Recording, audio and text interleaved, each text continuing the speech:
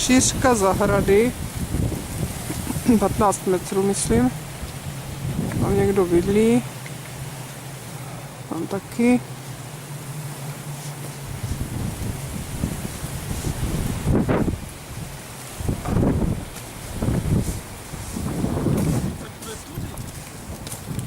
Tady půjde silnice.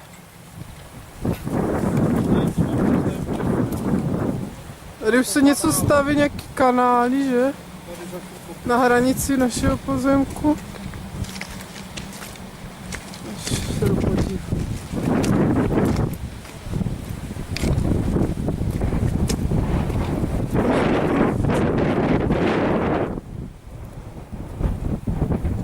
Aha.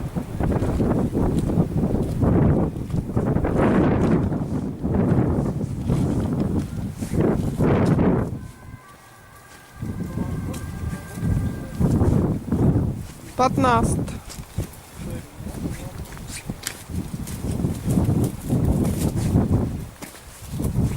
Se jdem podívat.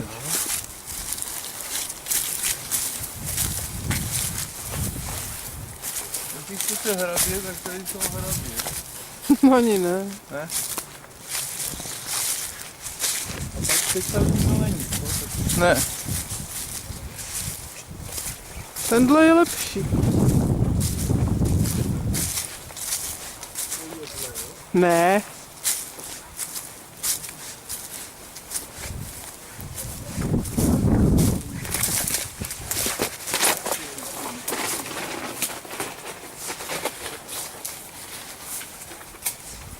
Tady směrem se to zužuje do špice, dozadu. Tady to má ještě takových 12 metrů.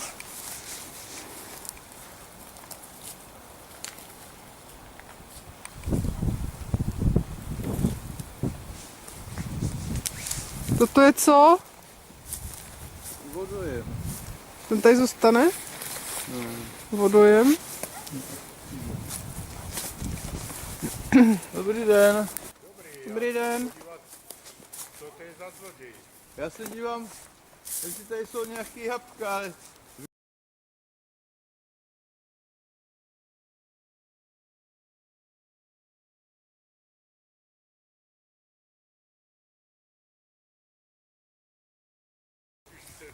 Tady nemáte žádný zimní jabka. Tam dole byly ještě ontária. Jo, ty notárie jezdí. No. No to je... To mě taky auto má dole notárie popadat.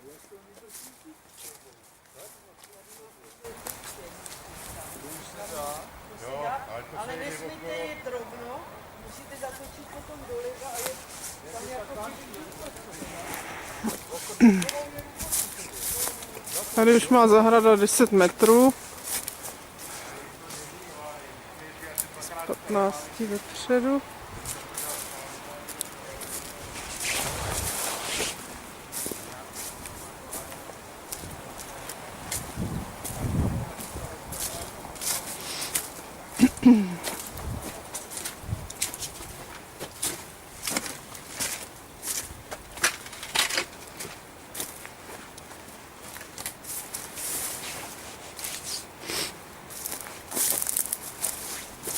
Pero pojď se mnou, ať nejdu sama.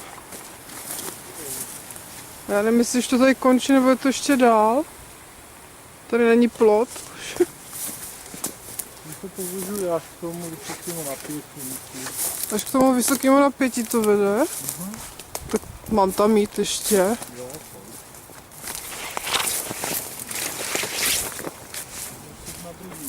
Já vím, to asi. Tady se nedá jít. To zarostl.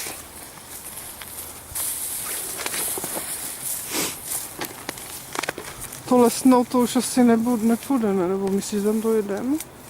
I když ty kousek tady odsud, že asi. Tam ještě jdem. No to je do špice, no. Tady to takhle se zužuje jako do špičky. Aha, tady to končí. A tady to končí. Ano, jak je snad. Takže je to mírný svah. Tady dole už, nahoře je to skoro rovina.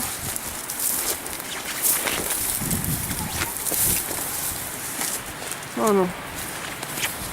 Napěstí.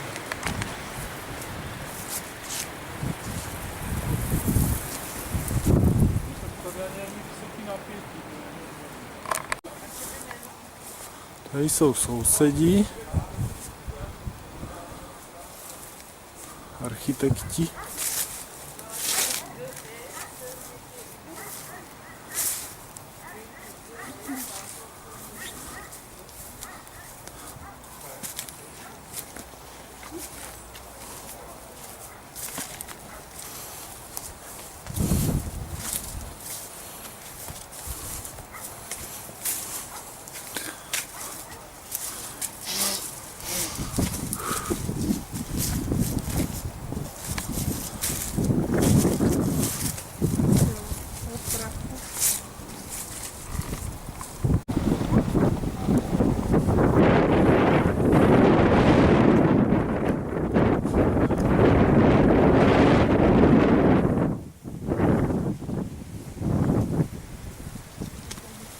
Tady je to lukrativní.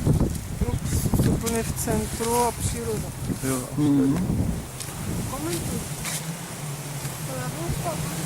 Tak, sousedi to chtějí prodat taky. Oni tady mají 1000metrový pozemek.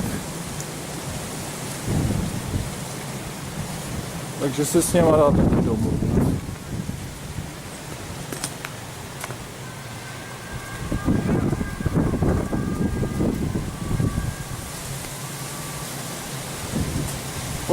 Odsaď až tam, jak stojí, by to byl jeden velký pozemek.